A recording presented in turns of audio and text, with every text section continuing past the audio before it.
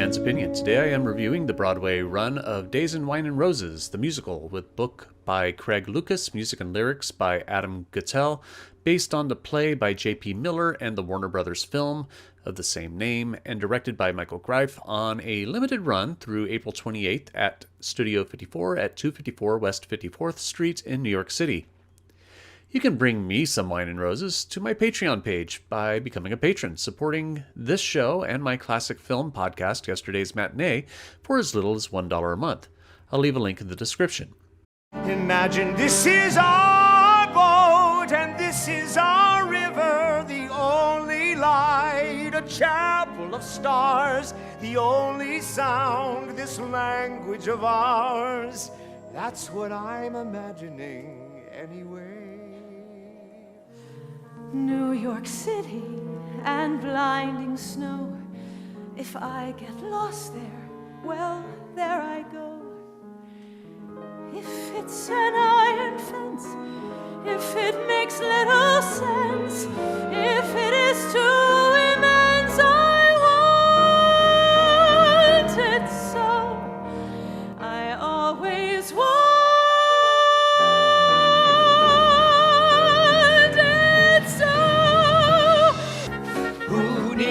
Dry land, who wants wet sand? All I want is you. Two corks just bobbing around, two corks in the Long Island Sound.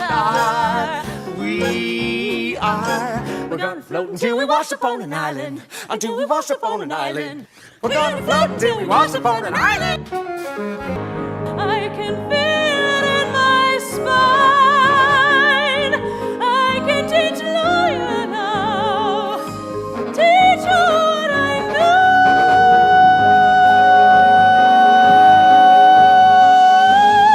It could be useful now, with no great breadth of experience, but one great connection. Forgive.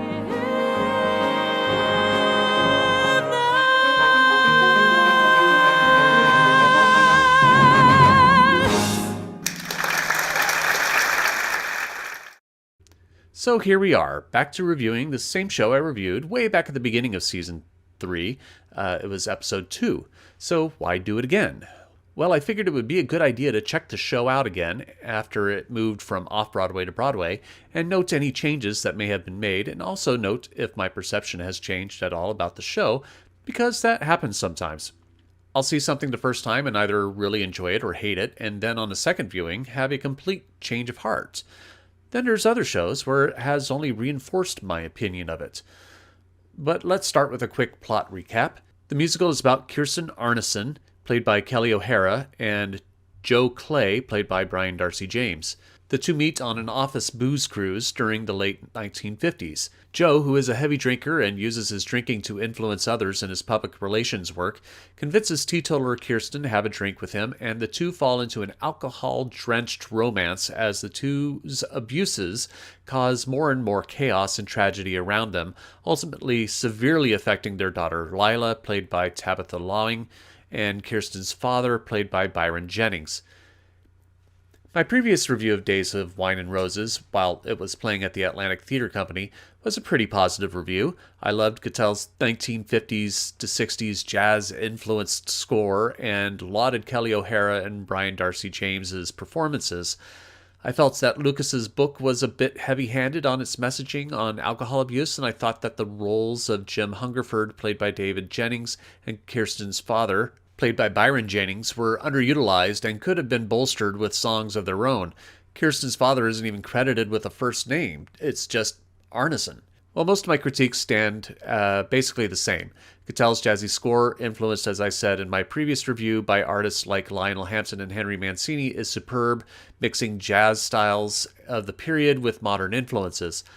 What I didn't note last time is how awesome the vocal lines are, especially numbers like Evanesce have some amazing harmonies with jumping intervals. Go listen to the vocal work of jazz vocal trio Lambert, Hendricks, and Ross if you want some examples of what style Guettel appears to be going after here. It's dynamic, complex, and Darcy James and O'Hara nail it. The two leads also seem to have settled into their roles more, not like Darcy James or Michael Greif likely listened to my previous review, though sometimes I have received comments from actors and writers of shows who have seen my reviews. But Darcy James appears to have made Joe a little more palatable at the top of the show. He's not that great of a guy to start with, and he has softened up just enough to make O'Hara's Kirsten to be more believably seduced by him. Both give Tony nomination-worthy performances, and as much as I love Lindsay Mendez' performance in Merrily We Roll Along, O'Hara is going to be tough to beat. She gives one of the most heartbreaking, soul-crushing performances you'll see in years. Brian Darcy James and Jonathan Groff will have a toe-to-toe matchup, and it'll be a coin flip to see who will win on that one, I think. Unfortunately, David Jennings and Byron Jennings are still underserved, as neither of them have a song, which they both absolutely deserve. They both give great performances. Their roles are prominent and necessary, and I would have liked to have seen their characters be given their due musically. The design is pretty much the same, and I think improved by the size of the Studio 54 stage versus the smaller Atlantic. Because of the width of Studio 54 stage, it doesn't make Kirsten's father's greenhouse seem so far away from the audience. It probably still is the same distance, if not further, but the benefit of width doesn't cause this forced perspective that happens on the greenhouse while it was at the Atlantic, making it seem like on the other side of forever there on stage. Maybe my biggest critique from the previous review was that Craig Lucas's book was too preachy, but this go around I didn't feel that as much. Yes, there are still conversations between Jim and Joe that are right out of the 12 Steps playbook, but I seem to have warmed up to them. Maybe it's the performances, maybe it's a change of my own receptiveness to it. The book didn't feel like it changed much, if at all, so I think that upon repeat viewings that I liked the musical more this time around, and that this particular detail in the book didn't bother me as much. Overall, Days of Wine and Roses is an improvement to a show I thought was already great.